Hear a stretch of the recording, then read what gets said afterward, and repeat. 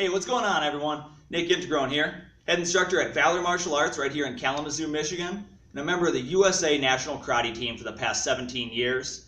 Today I've brought along my good friend and longtime training partner, Bob, who is super excited to be here and helping us out.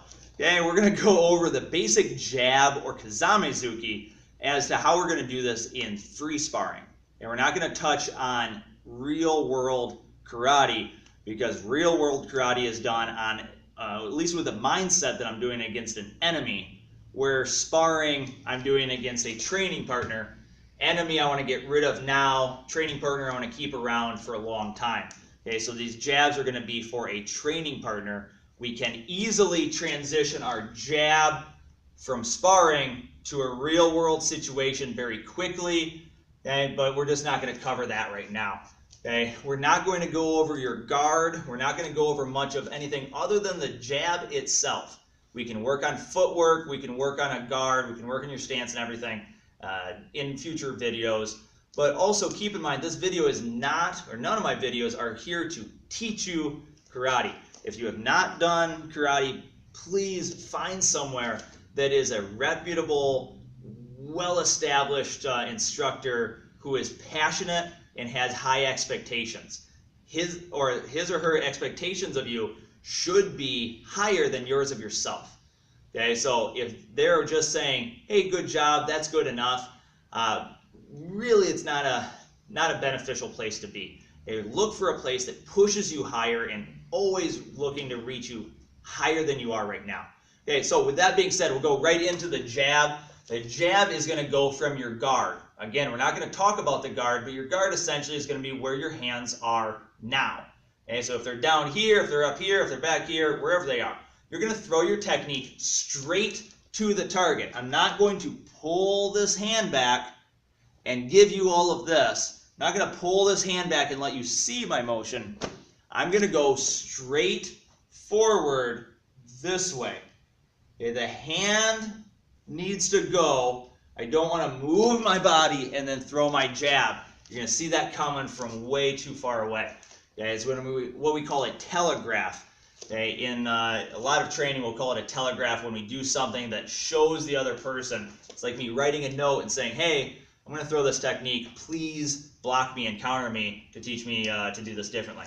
Okay, so as I do this, the hand needs to go first. If you're within arm's reach, you can throw your jab just by itself, maybe shift your stance forward a little bit. Okay, the jab is really great for long distances though, because it's hard to pick up on. It's very linear, so it's hard to tell the depth this way instead of this way. So a lot of motions that comes to the side, it's easy to see how much distance I'm covering, where this way it's hard to see that difference. Okay, so that's going to be our jab. It's going to come straight in. At the very end, just like somebody's pulling on my arm, my body will follow. Okay, I don't want my body to go and then my punch to do this. It's going to be very, very inefficient and ineffective. So I want to take this and push this out, and then the mass of my body, the entire mass of my body, drives behind this punch. Okay, so if I'm looking to create impact, I can create a lot of impact this way, especially if I can throw my hand fast. So I have my acceleration. So mass times acceleration is your force. You have no other way to make force. You have to make something heavy go fast. Okay, so I can't go heavy, stop, and then I'm just hitting with the mass of my arm moving fast. I need the speed of my arm plus the movement of my body here right at the end. This way here.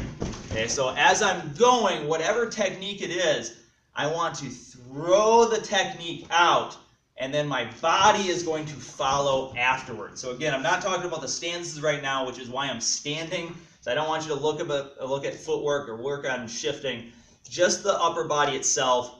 Throw this out, body moves in, and then comes back. So you can either recoil backwards, you can stay inside this way for maybe a sweep or a kick, something along those lines.